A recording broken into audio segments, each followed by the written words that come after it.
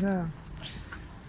Був Майдан, пройшов цей Майдан, і тепер вже час вже вільний, але, на жаль, не можна забути про тих героїв, котрі загинули.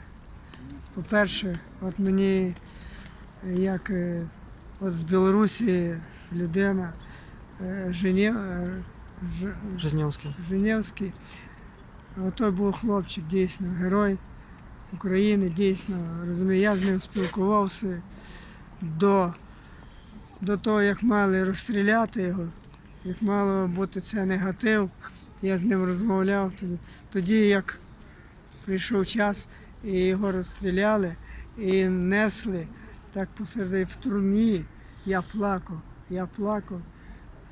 Тому що багато героїв загинуло, але, на жаль, мені цих, що я знав їх, і то все, розумієте.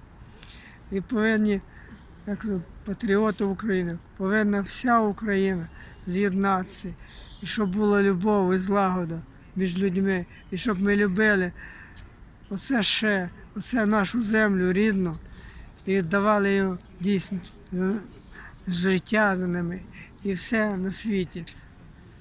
Слава Україні! Героям слава! Вибачте, я коротенько так. Нормально там?